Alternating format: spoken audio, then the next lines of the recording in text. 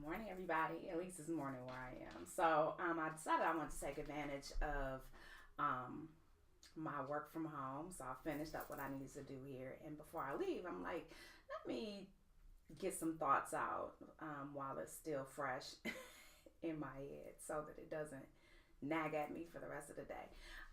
So hopefully you had an opportunity to watch my vlog that I uploaded yesterday, my cougar video, and I swear I laughed at myself for the rest of the night. Like, who doesn't make these connections? Like, I never really made that connection. Like, I never stopped and thought, first of all, dudes are so far and few between in my life until I don't know that I connected the dots until I literally was getting ready to, like I said, text my friend, and I'm like, every single it was crazy. And so I did that vlog yesterday. But today in the brightness of the morn, I'm having some different kind of considerations. Sometimes when I vlog, my overall perspective is not really clear to me. I'm actually talking through it. Like I'm pretending like y'all are sitting in the living room, and I'm just like going through, ruminating, and kind of going down that rabbit hole and coming to some logical conclusions for myself. But this one really does have me perplexed, because here's the thing. I say with my mouth that I want a serious relationship. I say that I want to be married. I say that I am really desiring a meaningful and comprehensive relationship. Like, I really want to find my best friend, because I don't really believe in soulmates. Like, just one person, the whole earth. No, I don't believe that. But like, I want to find my guy. Like, I singleness is cool and all, but yeah. But then here's the kicker. Do I really want that? Because it's something that's nagging in the back of my head that's saying you might not. Because I do think that there emerges a pattern, that there is a certain I don't know, trend that you can see over time with the people that you've dated, and I don't necessarily have a type, except that this type is younger guys, and they tend to be emotionally unavailable, or don't have a lot of free time. And trust and believe, I'm not a clingy kind of girl. Like, my favorite saying is, how can I miss you if you won't go away? So I don't really want somebody that's under me 24/7. I don't want to have the same hobbies and like we just go everywhere together. I don't want to work with you. But I do need to have FaceTime. And I remember distinctly that I used to complain about that in my last relationship. And with this current situationship, I was starting to feel that same kind of like, dude, can you make some time? Like, and it wasn't even like we weren't even a couple or thing. It was just somebody that I enjoyed spending time with. But he was so busy, and I get busy because I'm busy too. But my second favorite saying is, if Barack can make time to take Michelle out, like, I feel like the rest of the dudes, like 98% of y'all are without an excuse, like on some real stuff. Like, the man was running the country and still like went on dates, 2 restaurants, and I'm quite sure he did that to keep his wife happy. It wasn't for like press, but she was like, you know what, bruh, like, listen, I appreciate that you had a conference with the Prime Minister of Israel, but you need to take me to this restaurant. So I'm like, girl, like, how do you gravitate towards these men who are emotionally unavailable, or feel like they're playing games all the time, or just don't have time for you? So now I'm like psychoanalyzing myself, which is my favorite thing to do all the time. So I'm thinking about my daddy, and y'all have seen my daddy issues, and I don't know if I vlogged this or not. I probably did, but if I didn't, I'm gonna say this now. When my ex and I broke up, or whatever it is because he never really said that we broke up. He just ghosted me. And this was for the second time. And so, of course, I'm feeling all kinds of, you stupid, and why would you take this man back? And he didn't prove to you the first time that he was worth your time. He didn't come back and prove to you that he was worth your time. And you just let this happen. Like, I was really kicking myself and having a huge pity party. Not because he did this again, but because I let him. And so I was like, girl, You and I cannot be friends. So I went through that whole thing.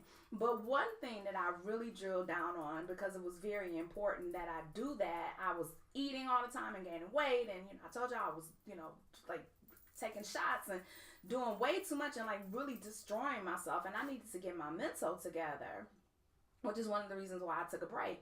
But when that whole ghosting situation triggered my abandonment rejection issues that I thought were resolved, but they really weren't. Like, and I didn't identify that really until like January.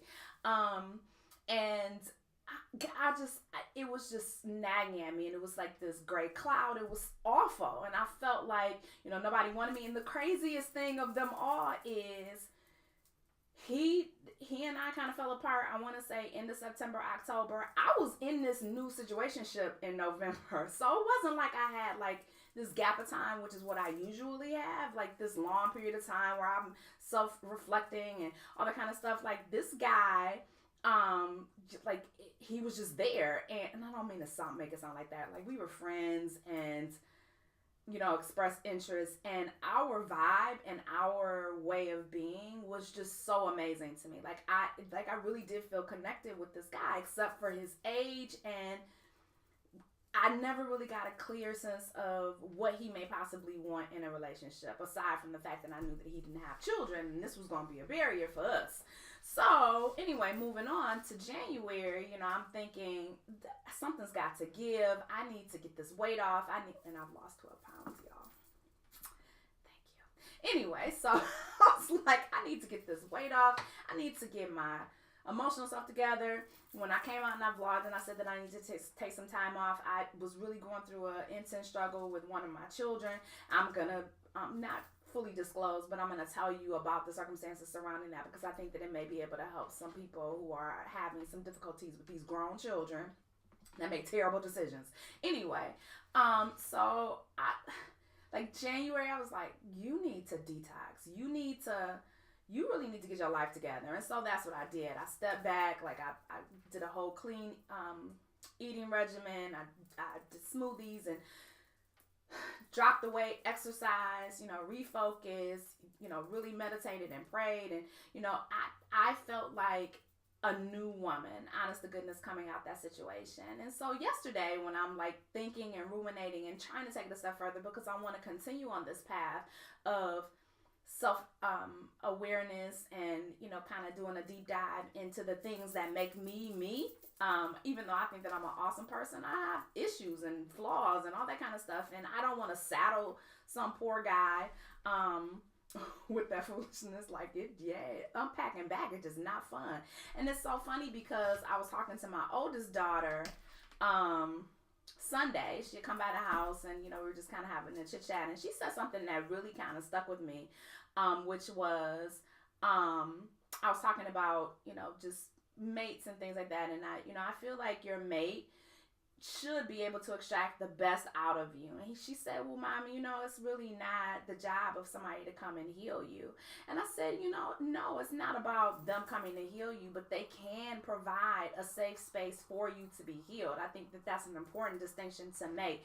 You don't bring somebody into your life and give them a job and like, you got to make it better. The last dude just messed up, and so I'm going to need this, that, and the other thing in order for me to get over it and like you. Like, that's not a thing. And I know that there are some people out there that get away with that, and God bless you. I might be a little bit jealous. I'm not sure. I'll work through that emotion later. But, I agree with her. It's not about bringing somebody into your life to heal you, because if you're not careful, you will damage the very person who was sent to bring some levity and some grace into your life. But, just kind of doing another level of peeling back and saying, maybe subconsciously I'm actually attracting these men because they aren't available and they aren't giving me what I want. Maybe it's something, that has to do with repetition compulsion, which is another psychological term that I talked about in another vlog. I think I keep dating the same fool. I should have been paying attention to myself, like seriously, because if it's something about me, if it's something about the rejection and abandonment issues that might be tied to my relationship with my father, am I really trying to go back and now heal that and to create a different kind of outcome for myself so that the little girl in me feels better about the situation? I don't know. I think it will be interesting for me to find that mess out because, listen, I'm sick of being single. That's just the bottom line. And I want somebody to take me out on dates, and I want to cuddle, and I want to Netflix, and I want to have people text me and love on me and go away briefly so that I can miss them and then come back. Like, so I think, if there are women out there that are in this same boat with me, this little leaky boat, like, we got to get ourselves together. But I do think that it's important to identify and narrow down certain behaviors, and I'm certainly not putting it all on the guys. I mean, if men are attracted to me, I'm appreciative and I'm flattered by that, but then I also have to do a deeper dive into the type of men and why. Like, what it just, there's something about that. So I'm going to be on the path of discovery with that. If you've got similar experiences, let me know what you think, and yeah, let's work on this stuff and figure this out. I mean, summer is a coming. That's how you know you're old. It's coming. You start saying things like it's a coming. Anyway, y'all have a great day, and I will talk to you all later on. Bye.